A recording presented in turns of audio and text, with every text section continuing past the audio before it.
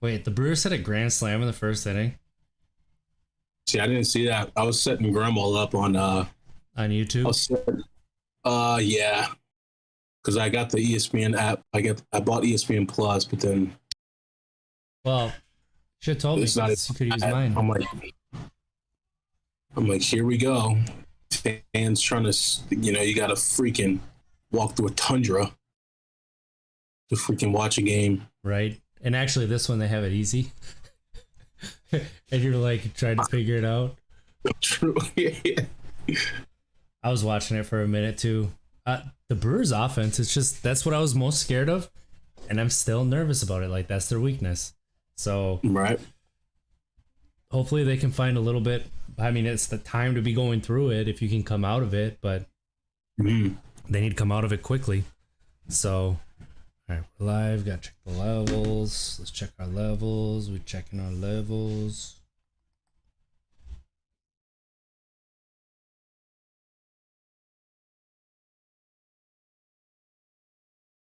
Yes, indeed.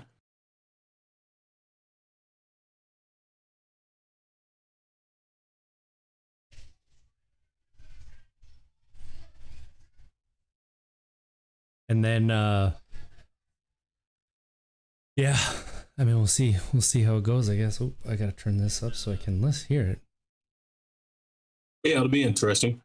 I mean, I think it's going to be, obviously the Cardinals still got a lot. I mean, for them to make it to the World Series, they have to do a lot. That's very true. A lot. Well, wild card game. Wants to make it to the World Series. Right. There's still a lot that has to be done for sure.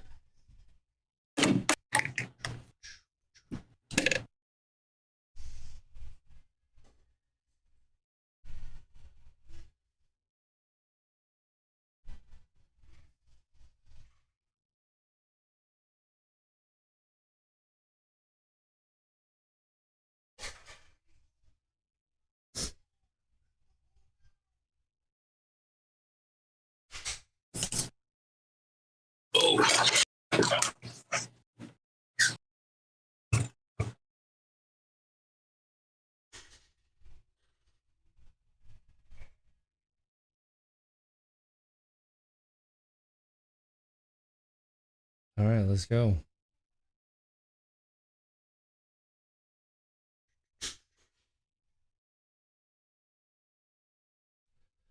You there? Yeah, I'm here. Can you hear me?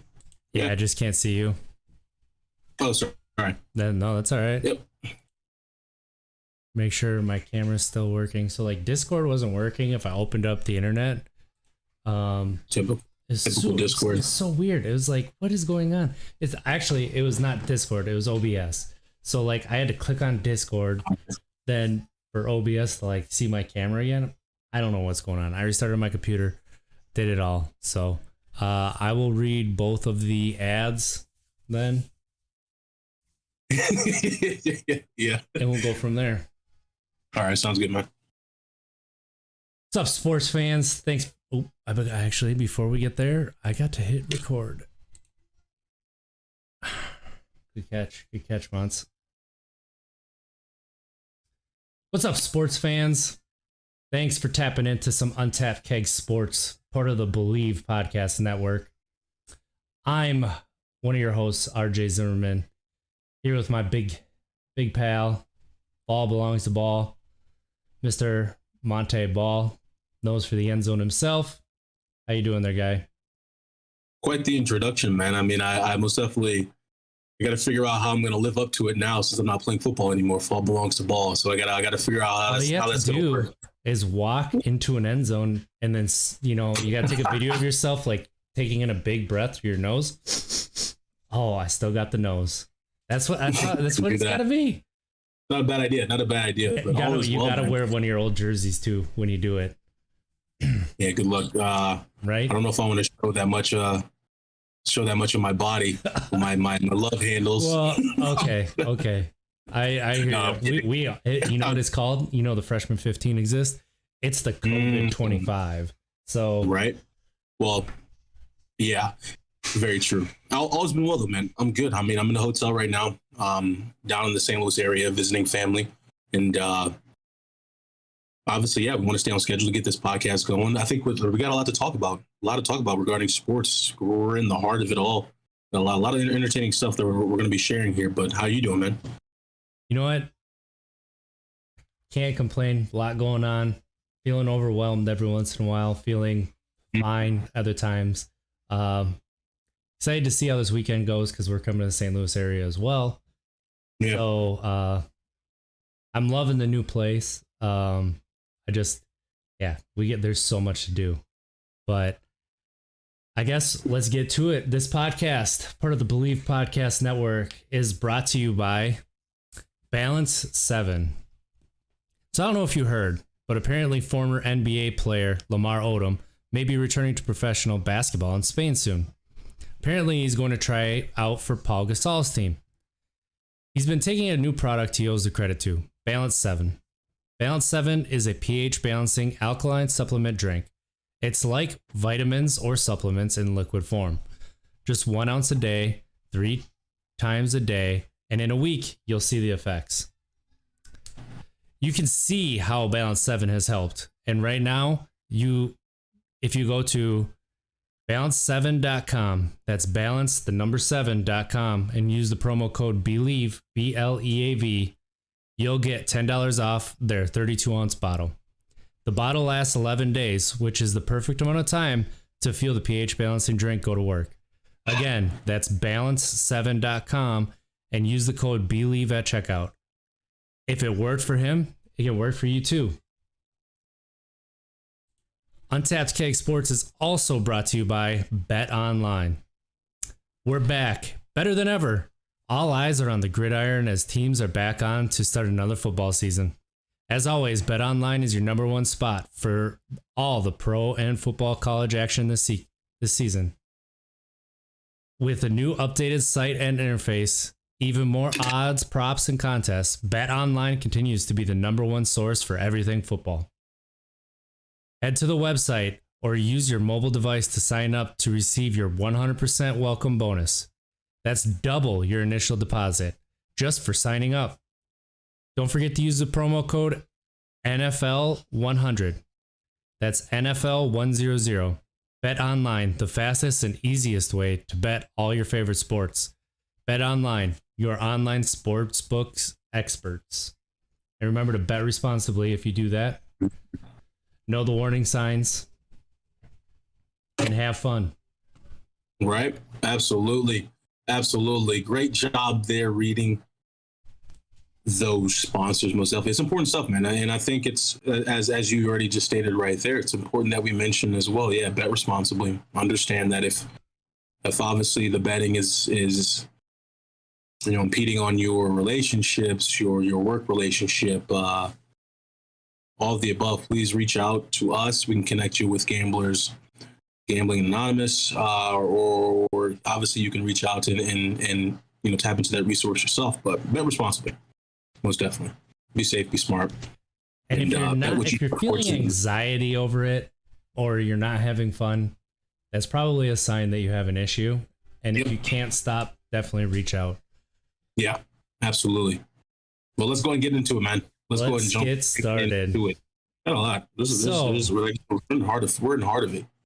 Last week we had no Badger game, so we talked about some more about the state of the Badger program.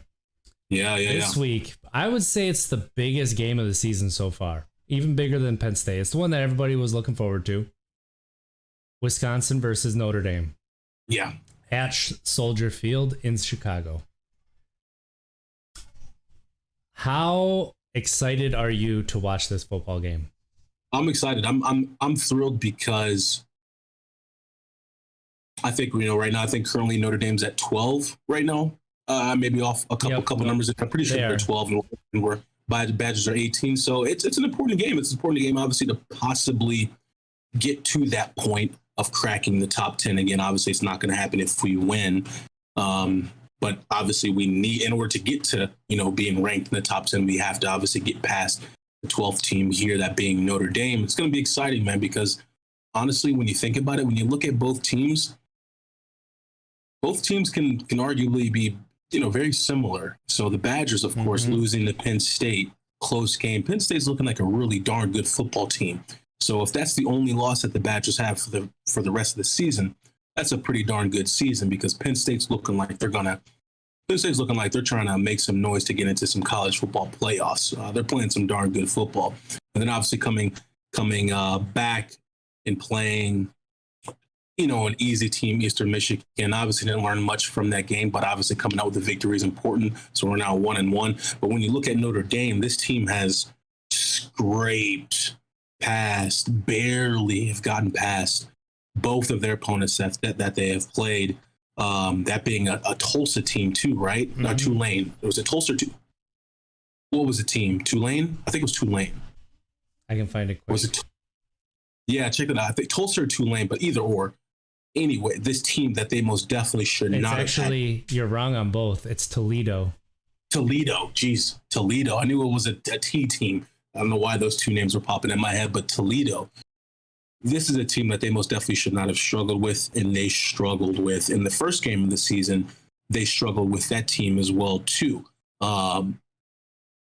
So, I mean, this is going to be a very good game. Again, as we stated earlier, I think the spread is probably sitting at 3.5 right now, probably 3. No. What do they got now? I wanted to bring that up.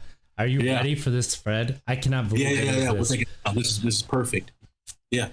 Wisconsin's favored by 6.5. Ooh, that just changed. They changed that. Okay. I know it did, because when it started Monday, it was 3. And it's like, okay, sure. For everything that you just stated, okay. I don't think they're that good. 6.5. What? Yeah. What are they seeing? I don't know. I think on paper, as I stated, both teams, they look similar. They really do. But again, I was kind of leaning towards that when I was mentioning the Badgers losing to Penn State. If that's the only loss, then this is actually a good Badgers team. And honestly, it was a game that the Badgers lost, but the Badgers controlled that game.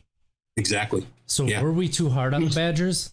The way that I talk about the Packers, the way everything else, the reason we're so hard on the Badgers is because this is how it's been for years now, right? It's the same thing we've seen for years. So that's why we're really hard. Like with the Packers is the first time we kind of saw it. But one thing that we want to say for sure, the season wasn't over for the Badgers, but we do not see greatness in this team right now, for sure. I think that both of us are very skeptical with what this team can do season long. But like you stated, so Notre Dame's 3-0. But that's a very inflated 3-0.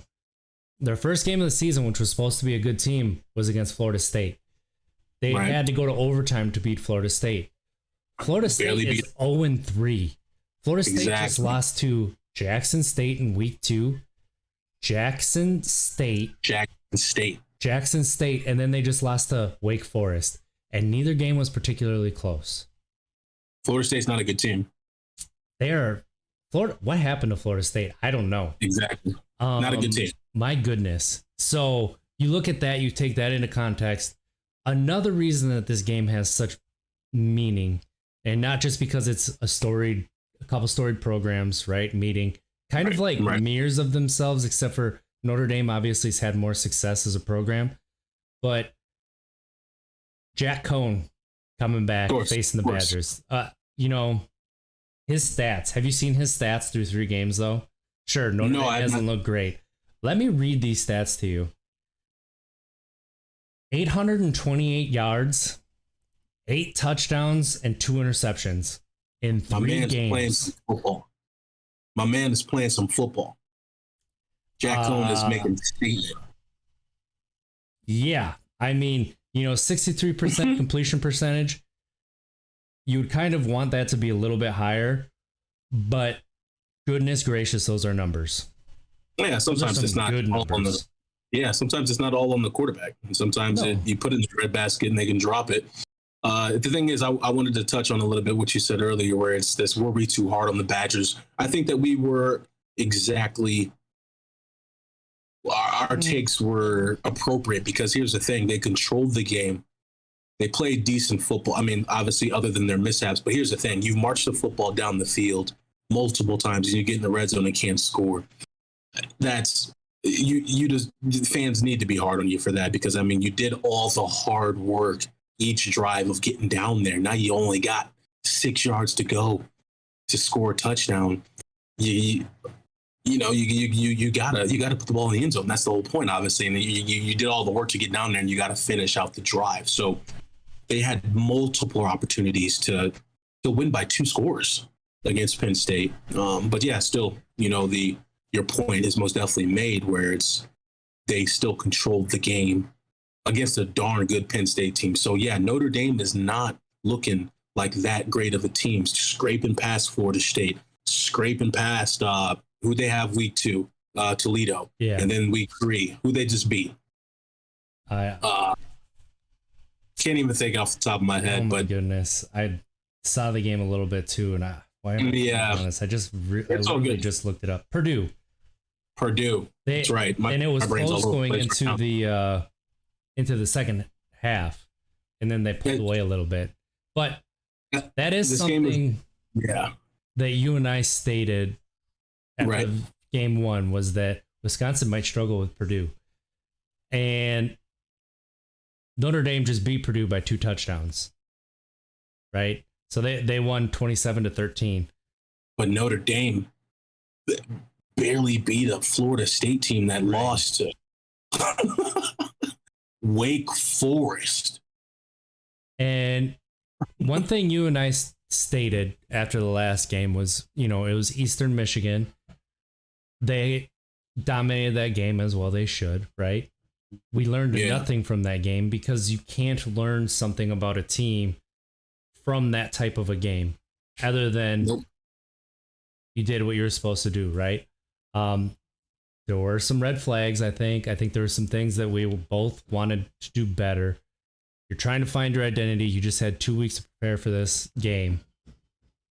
I'm nervous. I'm nervous as a fan, obviously, going into it. I would be taking the points with Notre Dame, right? I would not be laying any points down on this game. I am nervous. I really want to ask Jack Cohn the difference between the coaching staffs that he's noticed so far. And then what I want to know as a fan is how is this offense going to respond? Because that's something that everybody's been critical of is the vanilla nature of this offense so far. There's been no gadgets. I mean, you and I were hard on this offense and how you have somebody with the speed of Guerrero, and you gave him a play to get outside maybe like 3 times, and one time he takes it 80 yards to the house. Why are we not doing that more often? Like, you have somebody at that speed and you're just hammering it up the middle. Like, that's not utilizing your talent to its fullest capabilities. That's why we're hard on this team. That's why we're hard on this coaching staff, on the program in general. When you have talent and you don't put it in the best positions to succeed, a la Nick Saban, a la Bill Belichick, Bruce Arians, how are you, what are you doing then to make your program better? And that's why we're tough on this program. I don't know. This offensive line is really, really bad. They even struggled a little bit against Eastern Michigan. Oh, gee, yeah.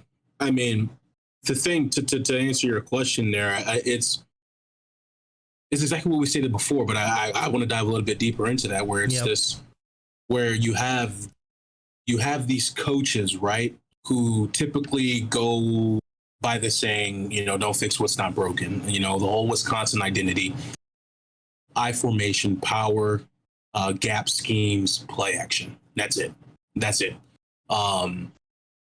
But the game has evolved. Players are playing differently. Bigger players are faster than they used to be. Smaller players are more physical than, traditional football, shows. And so I think when you have these coaches, right, who've been in the game for so long, they have their coaching schemes that they go into every season with. Instead of actually looking at the players and their attributes, their characteristics, what they're great at, they look at the chalkboard, they look at the whiteboard and say, okay, this is going to be our scheme. This is going to be our scheme. Now, how does this player who has never played in this scheme before, where are we going to place him? As opposed to doing it the other way around, is where it's like, okay, let me see what talent we got. Yeah, we're going to have our shell, our skeleton of, an idea of the plays we're going to run. But let's check out the personnel. And maybe we're going to have to change some things up due to what our personnel, who is in our personnel. What are they? What are their strengths? What are they great at? What do they love to do? Getting their input on certain plays. Like Garindo. Hey, we're going to start putting you in this package, this pony package. Are you okay with going in motion a couple times and not getting the handoff? Like, you know what I mean? Kind of getting that input from the players about their strengths and how to utilize those strengths. I kind of feel like there's a disconnect there. Essentially the same as it's not exactly the same, but the whole Aaron Rodgers and the GM thing. It's like just getting a little bit more input from the player about what you want to see. Like, hey, what do you want to see? I may take your advice, I may not, but you deserve a seat at the table. I think that really needs to start happening. Coaches really need to start thinking about that when it comes to recruiting and stuff. Not essentially getting the player to say, hey, you change up the whole offense, but this player is great at this, so I'm going to go talk to this player. Hey, are you okay with doing this motion? Are you okay with running up outside zone 90% of the time? I don't think that the coaches are really doing that. I think they're just sticking with their staple plays and trying to figure out how the players fit into that, as opposed to let the players dictate what they're good at, what they want to see. Let them, like, just their personalities come out on the field. Hopefully I explained that well. It's just really disheartening to see it. We just keep running into this same wall with Badger football. And yeah, it's early. Who knows? We may already have turned it around and may smack Notre Dame in the mouth and may win out the rest of the season. Just have a little bit of a pessimistic mindset, and I don't really see that being the case. I don't. Iowa's looking like a really, really good football. I was looking better than Penn State. So we got to do a better job of utilizing our players to their strengths. That's essentially what I'm getting down to here. So hopefully that long explanation I was able to give you guys that really how I feel. Utilize their strengths. And we're not right now. We're not. Yeah, I completely agree with that. And it's mainly on the offensive side of the ball because the defensive side continues to show out, even if you feel they are weak certain positions. I think that is something that Wisconsin has always struggled with, is recruiting skill position players, minus the running back. So now you have decent skill position talent. The schemes you were running before with maybe a little bit that was more scheme dependent rather than talent dependent. And now you can use some talents to do some other things, but you don't know how. Like, that's kind of what we're seeing right now. And I really hope that they go out and they continue to try to recruit some of these talented players and then build the talent up, not just rely on these, hard work, really good work ethic, and then probably getting a little bit lucky with these walk-ons who, their junior, senior year, they start to pop a little bit. Right. That's where we want to see the change in Wisconsin, because we want to start competing with Ohio State and Alabama. We want to leave the Iowa, the Minnesota, the Penn States behind, where it's not like once every 15 to 20 years you're competing for a Big Ten title. Every single year, you're basically penciled into the Big Ten title game with a chance of beating Ohio State, right? Yeah. That's what we want from this program. That seems to not be what the program wants from itself. And that's I think that a lot of fans are where we are. And I think that mindset is what's the old guard is having problems with wrapping their minds around. Dude, it's been 10 years. It's been 10 years. It doesn't feel like it, right? Because they've been close because you've had Jonathan Taylor, right, who put up numbers that we've never seen before from the running back position. So you felt like those teams did better than they did, but they didn't. And that's frustrating. If we had no, that was last year. Yeah, never mind. Yeah, last year we didn't have Pryor or Davis because they were injured. Yeah, Jonathan Taylor was a rookie last year. So, yeah, I mean, yeah, it goes to show you that just having a dominant running back doesn't work anymore. No. It doesn't work anymore. Defenses are easily scheming against that, even when you have a running back that rushes for 6,000 yards in 3 years. But no real great win that team can hang their hat on. And that just goes back to what we've been talking. The game is evolving. The game has evolved. We cannot just rely on a dominant running back. We can't do the Ron Dane. We can't do the Jonathan Taylor. I was fortunate enough to have key players around me, but we can't do. Well, your senior year is like the example of what this is, right? Because coming off that Russell Wilson year, you get Daniel Bryan transferring in. You think he's going to be good. He's not really even serviceable, honestly. So then you go to he was terrible. Then you turn it over to just a game manager, and that's really what Wisconsin has had at quarterback is game managers. Kurt Phillips. Yeah, and that's what we don't want out of the quarterback position. We want to see growth. We want to see if somebody gets injured, the Tua come in and light the world on fire. It doesn't have to be that level, right? But Jalen Hurts gets hurt. Tua comes in, he's even better. Or Cardale Jones coming in, right? If Dwayne Haskins gets hurt, Cardale Jones comes in, lights up a good Badger defense, and next thing you know, they're playing for the national championship. Exactly. Why can't rest with history with them. Why can't you have quarterbacks that are developing behind the scenes that can come in and play well? Why is it that the only way that they can progress is playing against other defenses?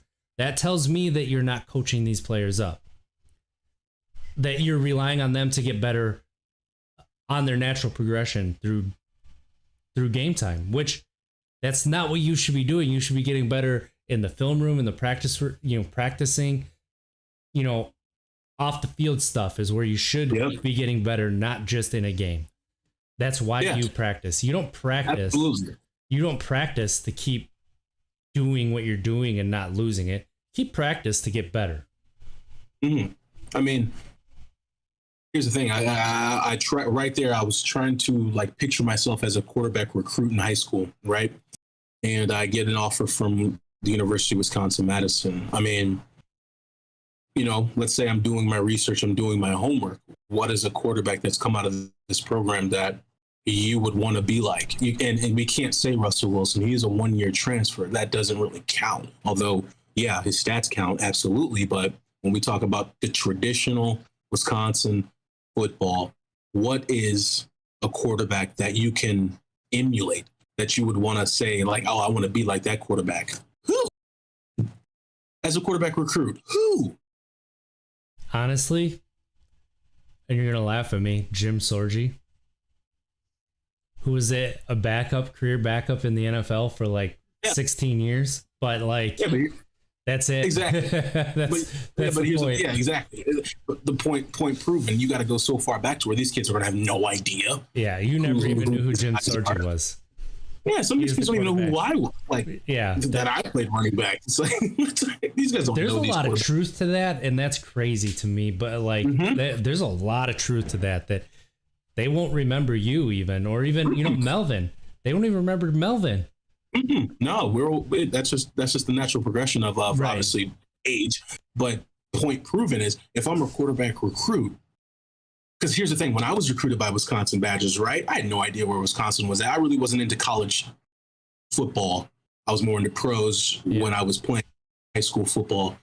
But obviously, once I did my research about Wisconsin football, there's a plethora of running backs that I watched YouTube videos of. And obviously, Ron Dane at the top, and Calhoun, and then AD. I mean, all these guys, I was like, okay, yeah, they do a great job of allowing for the running back to breathe in the offense. That's something that I want. Obviously in the I formation as well. And hey, I want to be like Ron Dane. This guy won the Heisman. That's what I want to do. I'm going to follow his track, and that's what I want to do. As a quarterback recruit, who the hell do you look at? No one. That's a direct reflection of the program in regards to are you developing these quarterbacks? Are you developing these quarterbacks at all, or you just have facilitators? As you already stated, we want to get past this whole just a facilitator quarterback because it's not working anymore. The game has evolved. Watch how the Bears play now that Andy Dalton is injured, and now you got a Justin Fields, an actual true. Granted, Dalton is somewhat a threat on his feet, not highly of a threat, but not a great threat, but he can get you some yards on his feet. But now you got a quarterback that can most definitely take it to the house on his feet. He's no Daniel Jones. The game. The game is different, though. That's just the thing, man. Is we got to get past this whole. And as a quarterback recruit, watching tape, right? It seems like right now we have the proof. The proof's in the pudding with Cone. Now transferring to Notre Dame and throwing the ball deep, just taking all kinds of shots. It seems like they don't allow that at Wisconsin. So if I'm a recruit, not only am I going to be handing the ball off 75% of the time, the 25% of the time when I do get to throw the football, you only give me like 2 reads. It's night and day difference. In my opinion, it's just written on the wall that we literally have to do a significant and a very serious self-diagnostic check on our recruiting, and then obviously our recruiting for the quarterback position. That's just what it is. Who is leading the charge in that recruiting room? Are they exhausting their resources for some of the recruits in Cali, some of the recruits in Florida, some recruits in Southern Texas? Are we going out there and seeing them? Are we taking the private jet and sitting in their living room? Yeah. Are they going to come to Wisconsin? We don't know. But here's the thing. If I'm a recruit and you don't go the extra mile to at least make me feel somewhat important, then I'm not going to come and bust my ass for you. That's just it. So I feel like we need to do all that we can.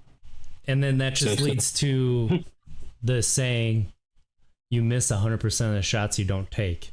Exactly. Why wouldn't you just throw it out there? Because one of your recruiting parts could be, you could be the first. You could be the one that we point to and say, you could create the legacy. You could be a legacy starter. You could take Russell this. Wilson did. Yeah. You could take this program over the top. Yeah. And here's the thing. Russell Wilson, I mean, he did play very, very well. But that's the thing. We're not even asking for somebody to come in and be like Russell. You don't even have to be in the same ballpark as the way that he was playing. Just be a threat. Just be a threat at that position. That's it. Just be a threat. Jack Cohn right now for Notre Dame is a threat. He's not a flashy threat. He's not a Russell Wilson, but he's exactly just what we need at Wisconsin. Just somebody who could put up 800 yards in 3 games. And their running back still has 211 yards after, I guess it's been 3 games. Malusi has 256, but it's only been 2. So, they're still running the ball somewhat effectively. Right. So you got a quarterback for 800 yards. And of course, you're not going to have 250 yards on the ground, but you're in the 200s. So we are excited for the Jack Cohn coming back, playing Wisconsin, right? How do you think this game is going to go? How do you think it's going to play out? I'm a little nervous too. I'm nervous mainly because it's not a home game for either team, but still, I think the Badgers on the road makes me nervous. Makes me very nervous. The Badgers on the road. So it's a new environment for a lot of these young players. It's in an NFL stadium, so that's a shocker already. Many distractions. I just feel like in order for us to come out with a victory, and obviously this goes in for every game, but I think it's just more so now with this Badger football team. based on their first 2 games is ball security. Yep. We really got to focus on that turnover battle. We got to win the turnover column. We have to be at least +1 in the turnover column. We have to. I think if we do not get any turnovers, we will not win this game. I agree with you there. I've stated it before. I'm nervous about this offensive line. I think that you get down, you give up a touchdown on the first drive.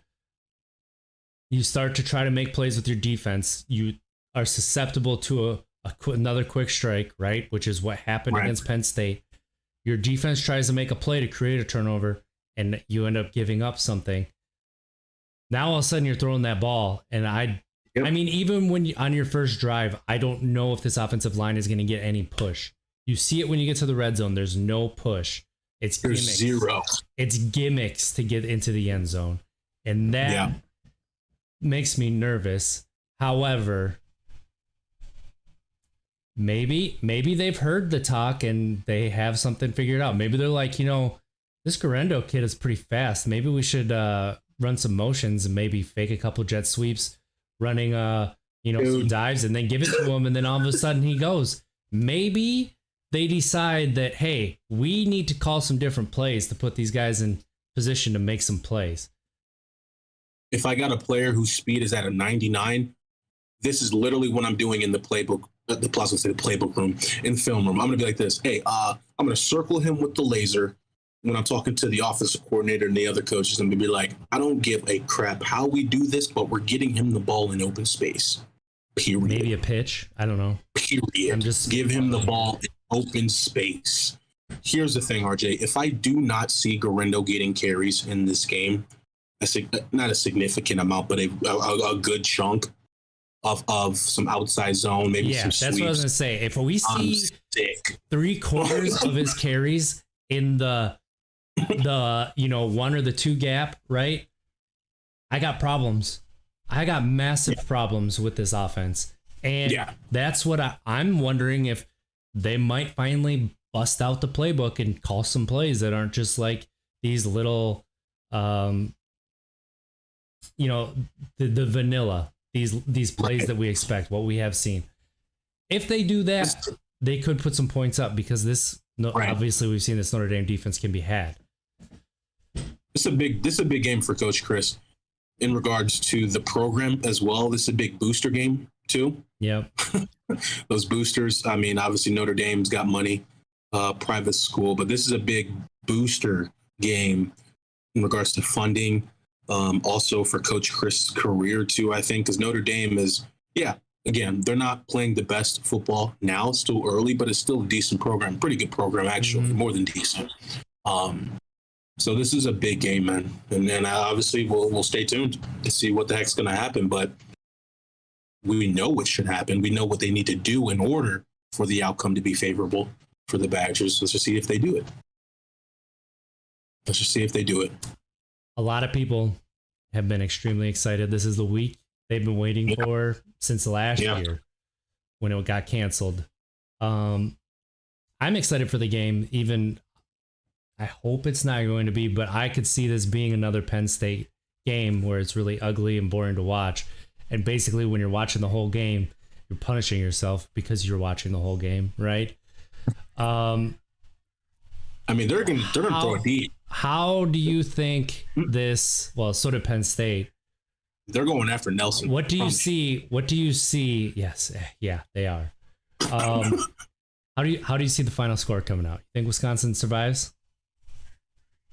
I like the 6-point spread. I do. I was more comfortable with the 3 points. I'm going to go with my gut. I'm going to go back to my 3-point spread on this. I'm going to say, I think if Wisconsin wins the turnover battle, yes, I think we win by 3 points. The Badgers do. But if the Badgers fumble, and I'm telling you, if the Badgers lose a turnover, that's what it is. If the Badgers have a turnover, as in a negative one, I think that we lose this game. I really, really do, because I think Notre Dame's most definitely going to capitalize on it. Notre Dame right now, I guarantee they have been practicing a much more, just way more emphasis on stripping the football, more emphasis on attacking the ball whenever they go in for a tackle or trying to rattle the quarterback cadence, all of the above. They're just to get that center quarterback exchange messed up. They watch film too. So yeah, I get 3 points. If I had to choose, I give it to Wisconsin. I give Badgers 3 points. Yeah. One thing that I wanted to bring up earlier that I didn't. Do you think that Berger emerges in this game finally? Do you think that this could be a game? Because he looked actually, I would say, good last game. Yeah. But that's Eastern Michigan. Right. Yeah. No. I don't think so. To me, he still plays nervous. Right. To me, Berger still plays a little timid. And this is a big game. So I hope hopefully I'm wrong. But if to answer the question, I think he still needs a little bit more time to kind of get over that hump of nervousness, of afraid to make a mistake. And I think this is the game that is, I mean, you're playing a Notre Dame team at Soldier Field. This game has been circled by every single Badger fan. I don't see him emerging yet. I see it being Malusi and Garendo. Isaac Garendo and Malusi. This game pulling away with the stats. So in the backfield. Here's how I see the game going. Yeah, what about you? Yeah. I think the first drive you're going to see a different Wisconsin offense. I think you're going to see them finally utilize Danny Davis, and people are going to get excited because they're going to go down and score a touchdown. It's going to be quick. A lot of Danny Davis. It's going to look good. And then I think that they're going to go back to their same old get stuffed. And I see Notre Dame getting a couple quick strikes. Like I said, taking this game 24-10. That's how I think it's going to go. 24-10, 2 scores? And 2? Yeah. I think it's still Jimmy Leonard's defense. Yeah, that's why I think it's only 24 instead of 34. Because I think it's going to be a couple cheap, like 2 long plays, which that's what this defense can give up. We saw it with Penn State. Like, you're trying to make a play because you are trying to be the offense, and that's when you get beat. Yeah. And that is the heel. That is what their weakness is. So that's how I feel it's going to be. I hope I'm wrong. I was wrong about the Penn State game, kind of, with how the score ended up being. So maybe I'll be wrong about this one too. I just don't. I don't see this Badger team beating a good team unless they finally put it together. I just don't see it happening. So I mean, here's the thing: is Notre Dame's not even the toughest on their schedule. No, and that's what I'm worried about. Iowa, Minnesota, Michigan next having a resurgence. I mean, we'll see. We shall see. But all in all, this Wisconsin team is going to struggle with Purdue. That's what I think. We'll see. So we'll see. Exciting game. We'll see who's right. Indeed. This is well, I mean, we'll cover it. We'll probably talk about it a little bit on our Sunday show, which is going to move. Absolutely. Monday, but yeah, let's talk about the Broncos. Are they for real? Let's move on to the NFL. No. I mean, how real is this start? The Broncos start 2-0. They have is it the Jets they have coming up? Yeah. I'm a diehard. I'm sorry, go ahead. Keep going. I was just going to say, so far they have played the Giants in week 1, the Jags in week 2, and now they get the Jets. Yeah. How are you feeling as a fan? So here's the thing. Yeah, I said no as if they're the real deal. I mean, I don't mean no as if they're not capable of being the real deal. I just said I'll pump the brakes, all Broncos fans, and that's including myself. We're all obviously ecstatic, excited. Here's the thing. You want the team to win, even if it is against a not so great opponent. Obviously, you still want that win, and that's what they are doing. Honestly, I think the biggest takeaway right now from the Broncos, we have the capability of being 3-0. We should be 3-0 after beating the Jets this upcoming Sunday. But in my opinion, the biggest takeaway is obviously the quarterback position, that being Teddy Bridgewater. Them making the decision, obviously, Gary Payton.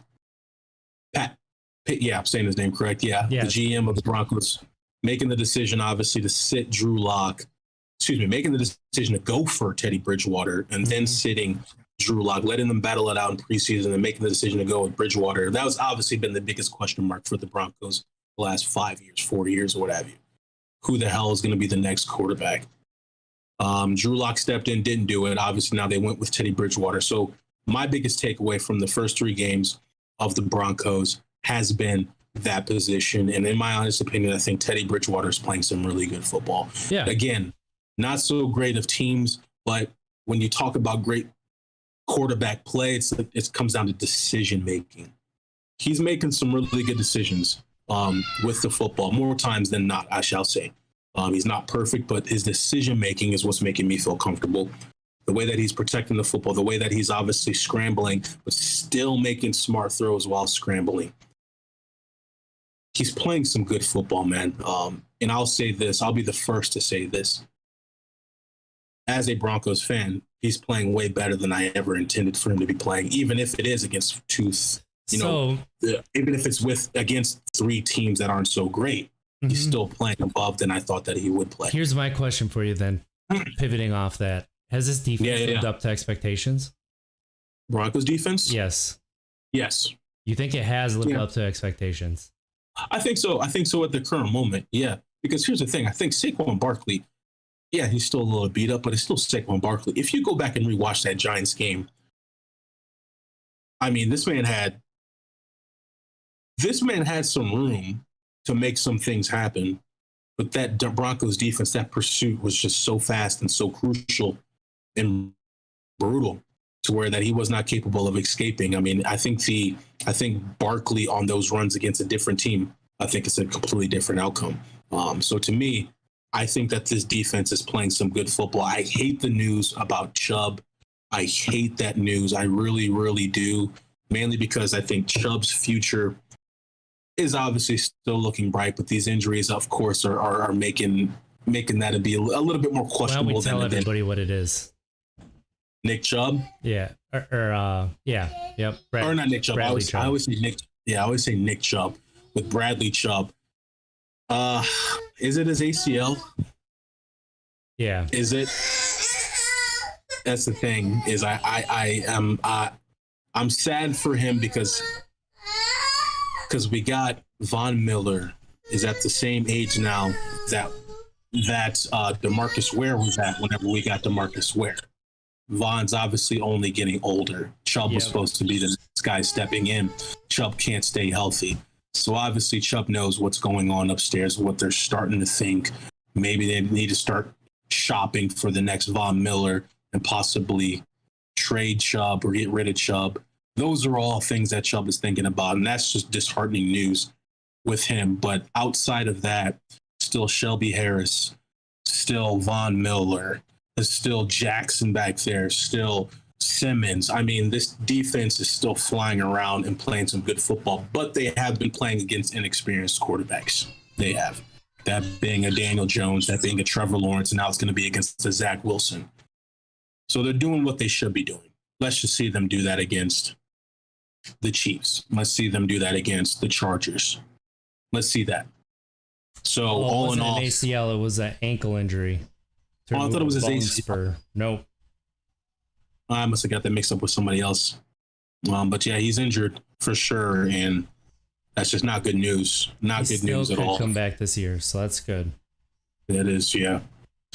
He's been getting injured a lot, but the thing is with the Broncos is, I mean, obviously if the defense just stays intact, obviously hopefully somebody steps in for Chubb and makes it happen. But we're going to be playing some good football. Yeah. I just think that it'd be tough getting past the Chiefs, though. Absolutely is. No matter who it is, it's tough to get past the Chiefs.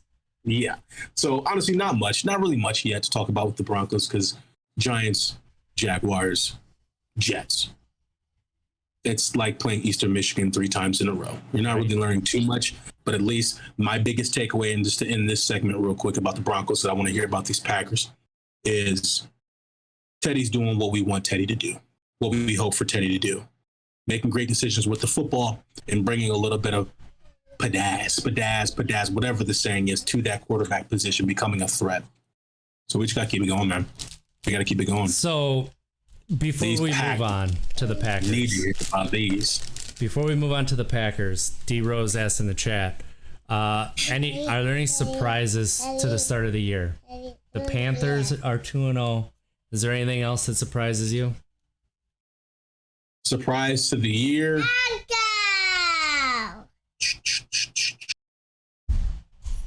You know, this is going to go against the grain a bit for some folks. But, hi, buddy. How you doing? Good. What you doing? Playing. You just playing? What you and eating? Can I have some? Yeah. Where's your brother? Oh. Wait. My dad. Yeah. Awesome. Oh, I can hear him. Ezra says, Uncle, I got a brown. Got a brown? Yeah. Hi, buddy. Is that good? Is that good? Yeah. It's green, brown. Yeah. So what was your question again? Did he have it back now? Your question was, Sam, I'll see you tomorrow, Uncle. Yeah. See you tomorrow, buddy. Yeah. Thank you. What was your question, RJ? I lost my train of thought real quick. No problem. So D Rose asks, are there any surprises at the start of the NFL season? The Panthers being 2-0 with Darnold. Anything else? Here's the thing. I am gonna go against the grain a little bit here. Honestly, for me, the biggest surprise has been the Buccaneers. Even though they won the Super Bowl last year, still. I agree.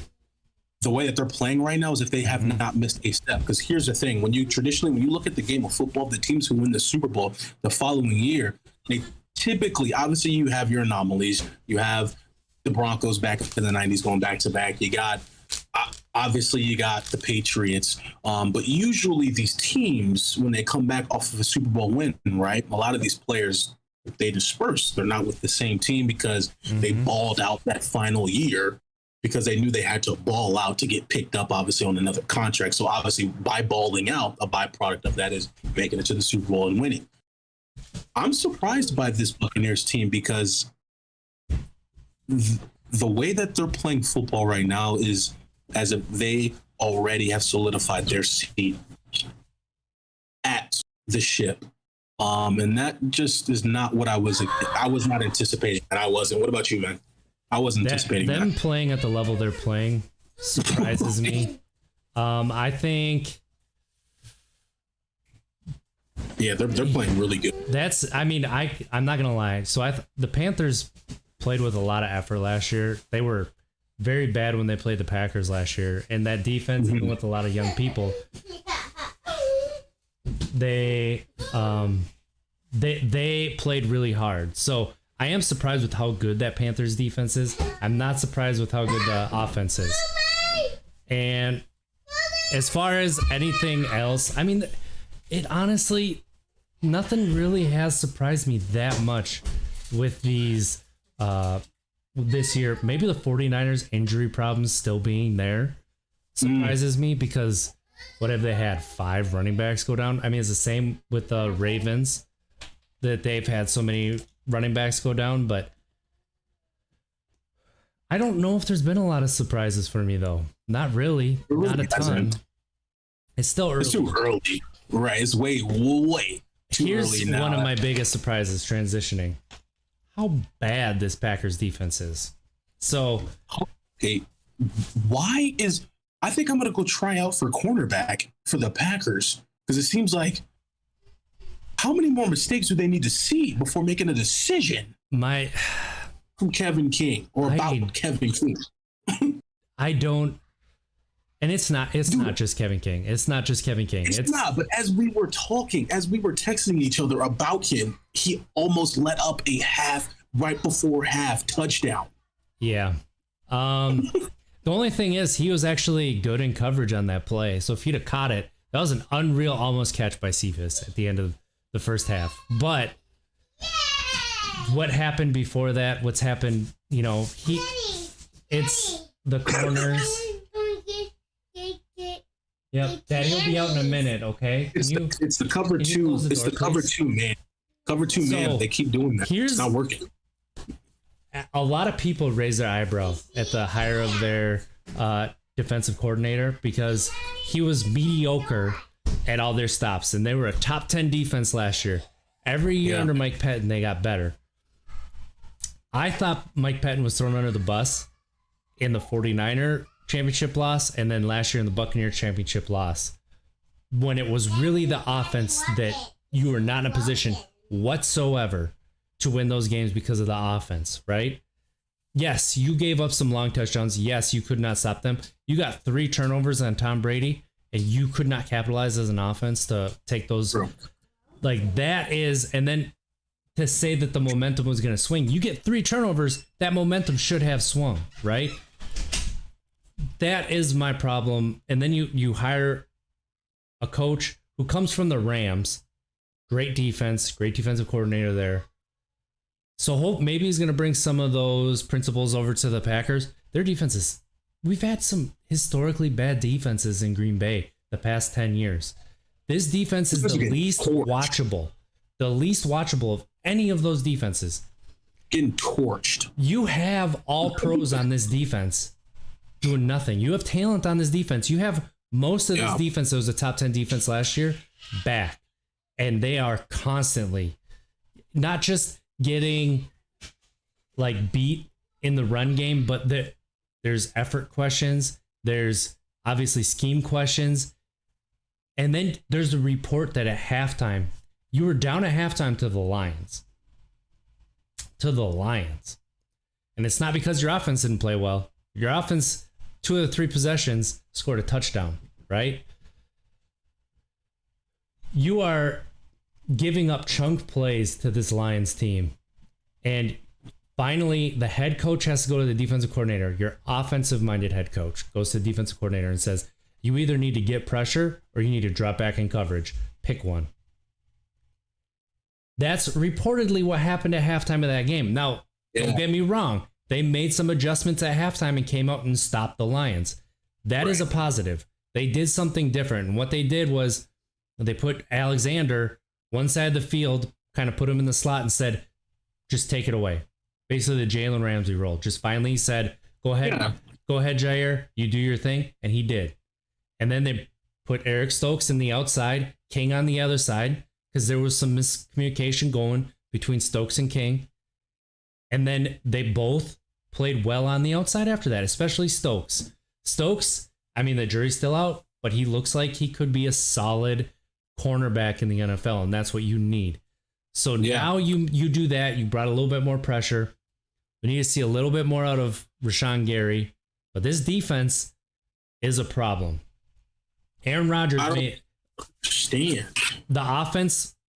If you can get this running game going, this offense looks really good. The question is, can you get the running game going? How they used Aaron Jones, how they used the motions. They had A.J. Dillon and Aaron Jones in the game at the same time. I loved all of it. Rodgers left some plays out on the field. Obviously, his deep passes were off to Valdez-Scantling. But Rodgers also had some, throws that it's maybe like 2 or 3 quarterbacks in the league can make these throws. Yeah, he looked really good. But again, there were a couple touchdowns that he left on the field because of bad throws. So hopefully he needs to step it up a little bit more. But like we talked about, like I was not going to panic after that week 1 loss. There were some questionable things concerning effort. There was still some effort questions in the first half. Second half, the effort was ratcheted up. Like somebody got chewed out because pretty much everybody, starting with Devondre Campbell in the middle, stepped it up and it had a really good second half on the defensive end. But there are a few questions on offense, maybe some execution things when it comes to good throws. Lazard hasn't really been a part of the game plan. Tunyon had a touchdown, but that was about it. And then you had, Valdez-Scantling still looks like he could be good. It's just we got to hit those throws. You got to hit some of those plays. Right. I think the Packers are still going to be good. I think they're still set up to be a good contending team. They have a lot to work on for being a contending team. And that should make people nervous. And I think that defensively, there's a lot that they need to work on, and it should make people really nervous. And David Bakhtiari can't get here soon enough. I think it's, for me, man, I got to stick with my gut on this, man. I think it's because, just like you stated, this is somewhat the same team almost. I mean, and we're talking a darn good Packers team last year that should have beat the Buccaneers. Most definitely should have beat the Buccaneers. And so I got to keep I'm going to hang my hat on it again, man. It's team morale. I think the team morale is down. And here's the thing, not player to player. I think the team morale is down between team and organization. I agree. Because here's the thing, when Aaron Rodgers aired everything out, what if some of those players didn't even know most of that?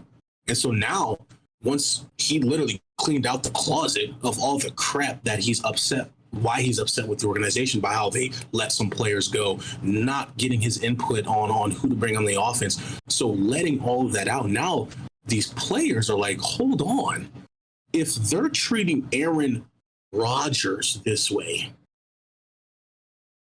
they don't give two craps about me. They don't care about me. You're treating Aaron Rodgers this way, so you don't care about me. And that's all it takes, man.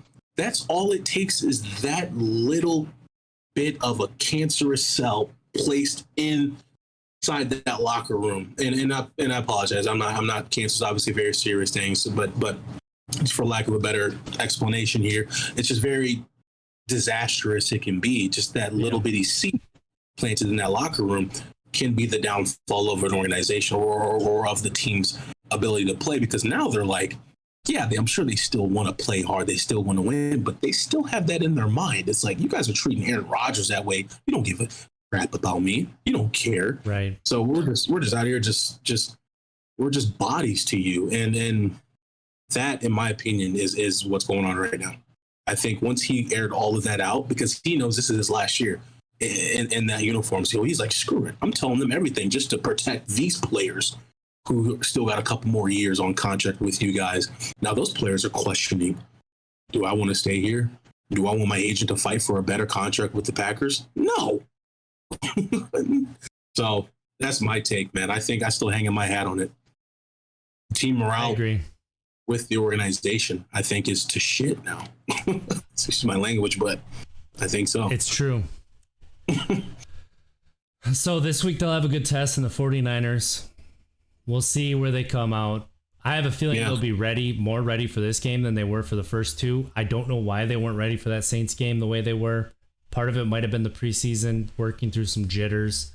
Just needed to be punched in the mouth in order to wake up, which it could be. And maybe it was the first half of that Lions game too, that they need to be punched in the mouth, because they came out in that second half and really handed it on both sides of the ball. One thing I'll say about the Lions that I said that they would do, they play with a lot of effort. They really did play in that second half up until that final whistle with a lot of effort. Everything was effort. Like that's a good sign for an organization. And that's a good sign that they actually made a right hire, even with everybody making fun of them about Dan Campbell. He seems like a coach that players are going to want to play for. They know that division's up for grabs. Yeah. That's why. Seeing the Packers get blown out at the first game of the season, that's hope for a beaten down organization in that division. They're like, wait, okay, and we got a brand new quarterback in Chicago. So granted, we don't know how he's going to play. Obviously after Dalton's injury. So Lions, of course, are playing with a little bit more effort. They know that they possibly have a shot. Possibly. We'll see. I said at the beginning of the year that I could see them going, 8-9 this year and being like third or second in Packers? the division. No, the Lions. I could see a path. I could still see that path. I mean, they had a couple comebacks, and honestly, if Cephas continues to get better, they might have a wide receiver on their hands besides Hawkinson that they can really throw to. Yeah. So we'll see how the 49ers Packers go. Obviously, I'm going to be watching that game. I'm excited for it. I really want to see LaFleur and Shanahan still. I think that this is a little bit of a coaching rivalry because they come from same that same tree. They coached together for so long. The first year that they were both head coaches, they've met in the NFC Championship game. Their philosophies are actually fairly similar in how they do things. So I'm excited for this game. I think it's going to be a good test for sure. And we'll see if Joe Barry learned a little bit. I honestly, is it home or away? Away. So I still think the Packers do not travel to California well. Like since LaFleur took over, I don't know what it is about California and the Packers playing, but I think the Packers are going to win this one. I think they're going to win by a touchdown. Okay. I think it's going to be high scoring again. You know, it's going to be like 38-31, something like that. But that's how I think it's going to end up going. And we'll see. Maybe Trey Lance starts in this game finally and never looks back. Right. I got a question for you. Question for you about your Packers. Let's say NFC Championship game and obviously Super Bowl is off the table, right? Let's just hypothetically speaking here, the Packers are not going to make either. Obviously, if they don't make the NFC Championship, they're not going to make Super Bowl. So let's say they're not going to make the NFC Championship. To you, what would be then a really good Packers season then? If we already know, let's just say this hypothetical world, we already know that they're not going to make it to the NFC Championship. So then what would make you satisfied right now? This Packers team. Proof that Jordan Love is going to be the successor to Aaron Rodgers. Prove it, you said? Proof that Jordan Love is the successor to Aaron Rodgers. Otherwise, no. It's a good response. Yeah. That is not, there's nothing that, if Aaron Rodgers is healthy this entire season, you do not make the championship game. You make the championship game, you don't make the Super Bowl. It's not a successful season if you don't make the Super Bowl this year. I'm sorry.